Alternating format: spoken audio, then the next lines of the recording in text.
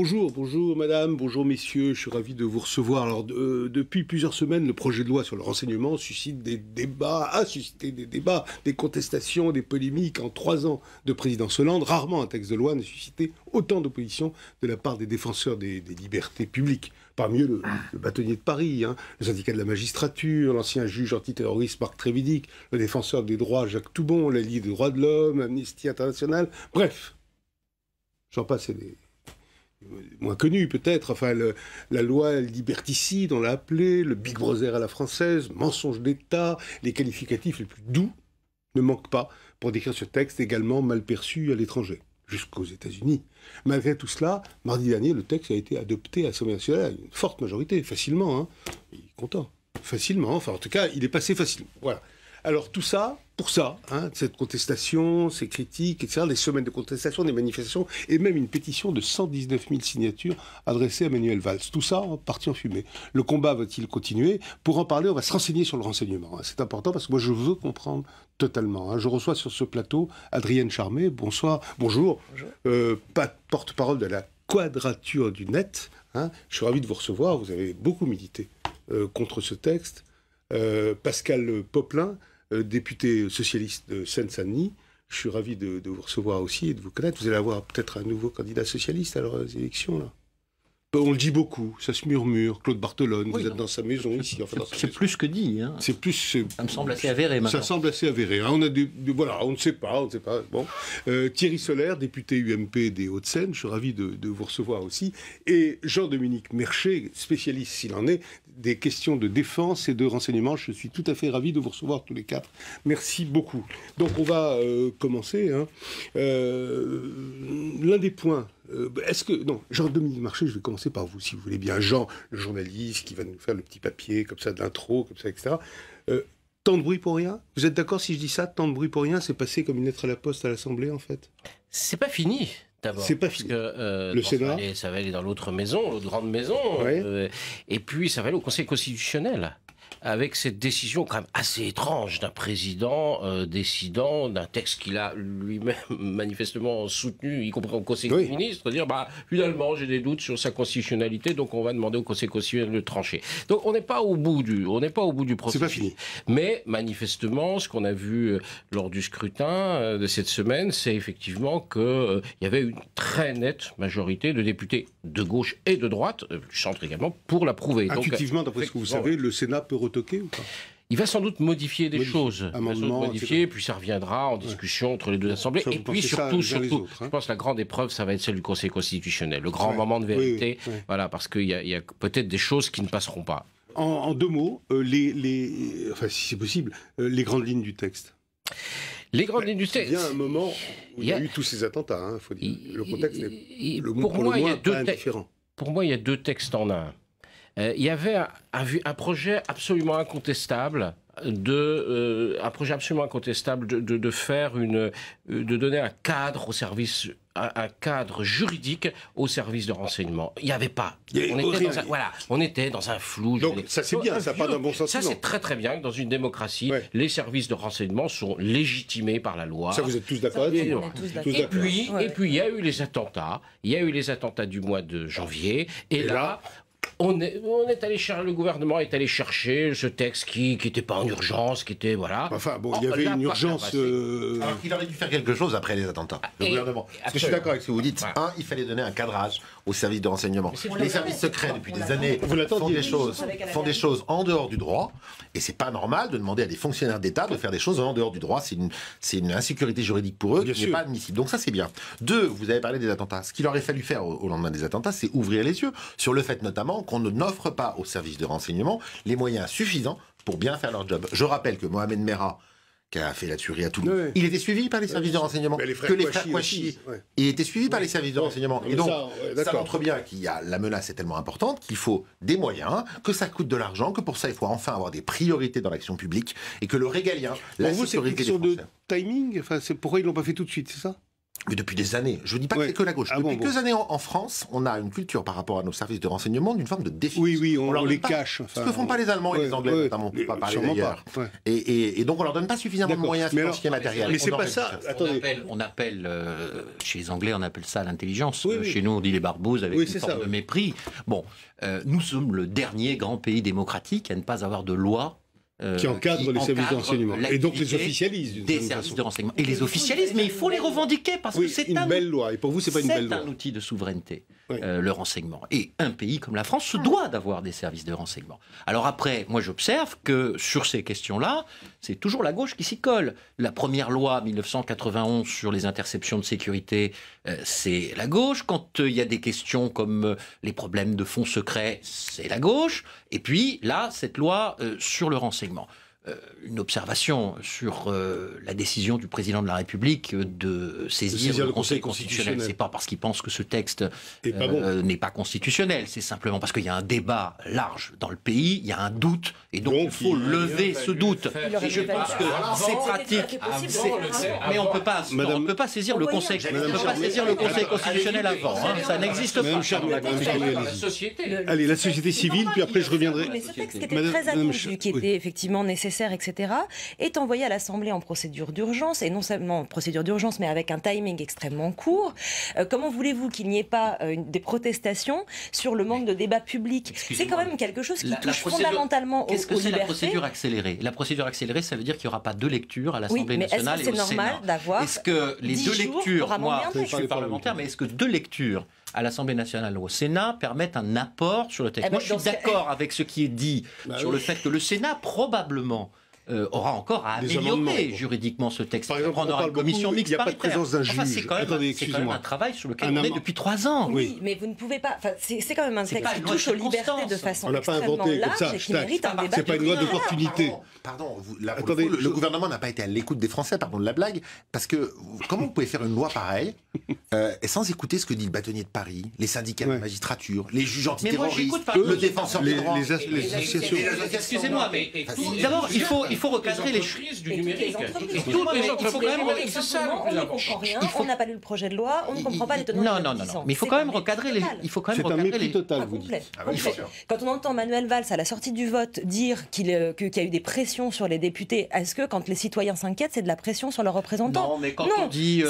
Vous avez appelé les députés un à un. Quand on vous envoie des tweets en vous disant vous êtes un traître, on va vous faire la peau, etc. Oui, ça ils ont pas parlé comme ça. Oui, ils n'ont pas parlé comme ça. Non, mais on a reçu ça, oui. Si les gens ne sont pas contents, ils ne sont pas contents. Ils ne sont pas contents. Mais attendez, monsieur Mercier. Ce qui a été très en cause, c'est le côté on écoute, enfin moi j'ai entendu ça, j'ai écouté ça aussi, tout et tout le monde, et on ramasse ça comme dans des filets de pêcheurs énormes, des boîtes noires, tout ça, etc. Et tout, moi, ma vie privée, alors que je suis pas franchement terroriste, quoi, on peut dire. Enfin bon, sûr, je suis pas, enfin j'en sais rien, mais c'est vrai que je le dis, si je fais mon coming out, je ne suis pas terroriste. Alors ça pose des vrais problèmes. Oui, mais alors c'est ça qui a été le vrai problème, non ? Et en même temps, les services ont besoin de pouvoir faire de la surveillance. On ne peut pas reprocher après en disant ah oui mais on ne sait pas. Voilà. Donc il faut mettre le curseur au bon endroit. Oui, voilà. C'est le curseur. Et manifestement, ça n'a pas été fait. Parce que si le curseur avait été placé au bon endroit, il n'y aurait pas eu toutes ces polémiques. Non. Voilà, parce que tous les acteurs, à part quelques idéologues, sont responsables sur ces affaires. Que ce soit les gens du numérique, que ce soit les gens qui ont proposé, on les connaît bien, les gens qui ont proposé ces textes, que ce soit ces gens qui les défendent, que ce soit aussi ces gens qui les critiquent. Honnêtement, la plupart des gens sont de bonne foi et ont envie pas qu'on puisse accuser.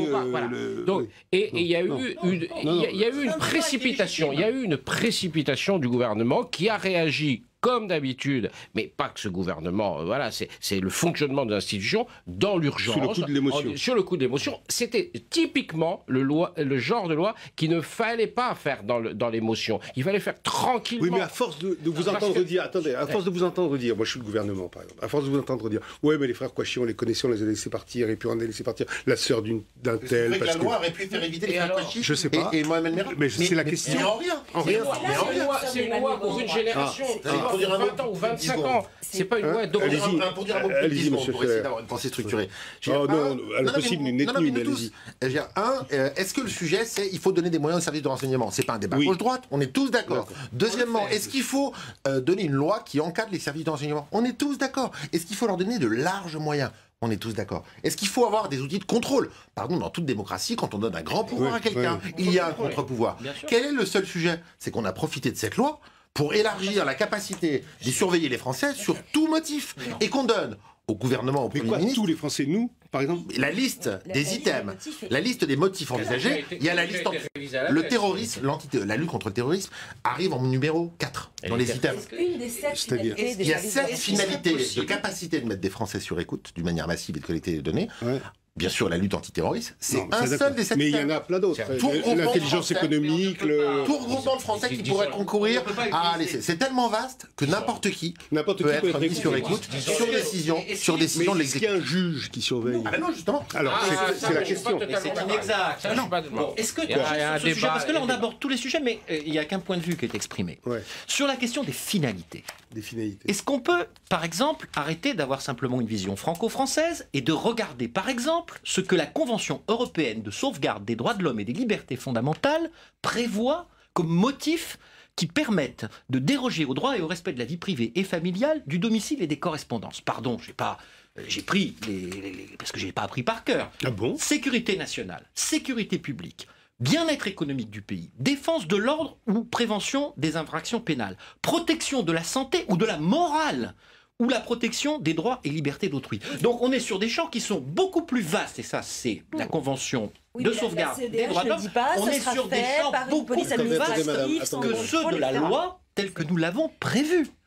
Bon, donc à un moment donné, on a une vision, on s'émeut. Et il y avait dans le texte, dans la rédaction, par exemple, la question de la paix publique qui pouvait, à un moment... Non, elle n'y est pas, c'est un amendement que j'ai fait voter. Monsieur Poplar.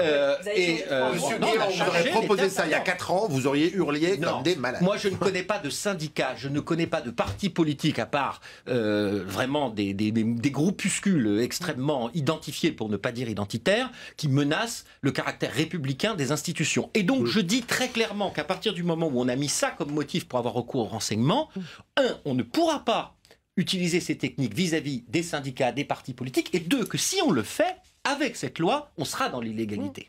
D'accord. Vous avez saisi la Cour européenne des droits de l'homme. Oui, moi j'ai coécrit avec Philippe Juvin, au président de la Commission européenne, parce que franchement, moi j'hallucine franchement quand on en soit encore à ces débats-là. C'est trop facile. Je veux dire, moi j'ai pas du tout envie de ne pas aider les services de renseignement et d'améliorer la protection de mon pays. Je dis juste que si on veut vraiment le faire, vous savez quoi, on est courageux, on arrête de dilapider de l'argent comme le fait votre gouvernement depuis 3 ans, et on dote enfin le ministère de l'Intérieur et les services de renseignement de moyens humains, financiers et opérationnels. Jamais avec cette loi l'affaire. Vous avez supprimé des moyens. Vous avez complètement détruit le renseignement territorial. Moi je suis député depuis 3 ans, j'arrive à l'Assemblée nationale, je vous vois faire n'importe quoi. Non mais je suis content de rien du tout. 500 postes qui étaient prévus sur la DCRI, la DGSI, pardon, dans ce qui était déjà fait, et 2600 postes qui sont rajoutés sur les différents services de renseignement. C'est-à-dire que là où vous avez amoindri et désorganisé les services, nous avons renforcé les services. Donc les moyens humains, ils existent, et c'est nous qui le faisons, c'est pas vous qui l'avez fait. Non mais est-ce que vous avez,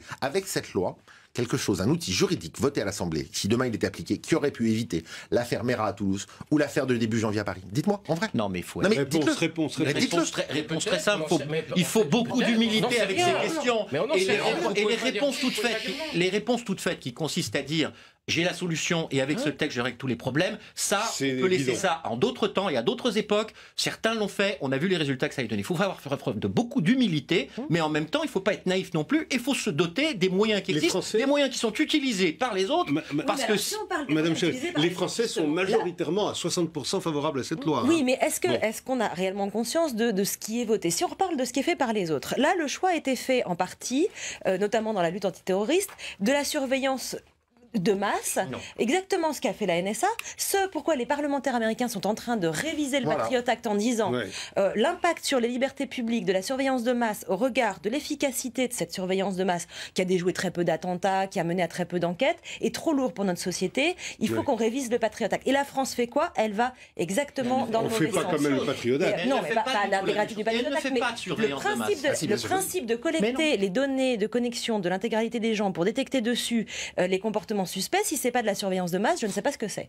Donc voilà, c'est tout. Tant que vous connectez des données que vous ne les exploitez pas, qu'elles sont inertes et que ce n'est pas inerte. Si vous êtes capable d'identifier quelqu'un à partir de ces données, c'est qu'elles ne sont pas. Je sais très bien qu'à chaque fois que je m'exprime, je me fais traiter d'ignare sur les questions de net par ceux qui se prétendent en être les spécialistes. Mais enfin, quand même, déjà une première remarque, est-ce que c'est le seul endroit, la seule sphère qui devrait être exempte de toute règle et exempte de toute loi? Si tel n'est pas le cas, à partir du moment où ce qui va déclencher la demande d'une surveillance, c'est quand vont se composer et s'enchaîner différents éléments. Et donc une commission de surveillance, on est d'accord. Voilà. Mais il y a aussi une commission de surveillance. Mais de toute façon, la surveillance de masse, nous n'aurions pas les moyens de le faire, et ce serait quelque chose de tout à fait inefficace. Tous les spécialistes du sujet disent que vous n'ayez pas les moyens n'empêche pas que vous en avez donné le droit. Un bon algorithme est un algorithme qui permet non pas de ramener 20 000 personnes dans ses filets, mais qui permet de ramener une dizaine de cas qu'on peut exploiter sérieusement. Ça ne fonctionnera pas. Et tous les spécialistes vous disent que les faux positifs vont entraîner une surveillance de masse. De toute façon, c'est en tout cas, c'est pas fini. Moi, je retiens. Si ça ne fonctionne pas, ça s'arrêtera. Je retiens la première phrase, c'est pas fini. Ah non, c'est pas fini. On a le Sénat et le Conseil constitutionnel. Déjà, c'est pas fini. Comme j'ai la chance d'avoir 2 députés avec moi, ce qui est rare, je suis très très content. Claude Barthelode a annoncé sinon sa candidature, du moins sa disponibilité pour l'investiture en Île-de-France. On a dit déjà ça, votre région aux prochaines élections. C'est une bonne nouvelle pour vous? Oui. Bon, voilà une réponse. Voilà, je suis même étonné. Je peux vous dire qu'en gros, c'est les mêmes. Ils ont gouverné ensemble la région pendant 17 ans, et ils sont tous d'accord sur un point, c'est que le bilan est très mauvais. Et on en arrive à un point où même le président de la République convoque le président de l'Assemblée pour demander merci. Lui va dire que c'était pas si mal que ça et tout ça. Donc on s'en tient là, s'il vous plaît. Maintenant, c'est une histoire de regard, d'un regard engagé, d'un regard sur la société. Ce sera le regard d'Alexandre Jardin.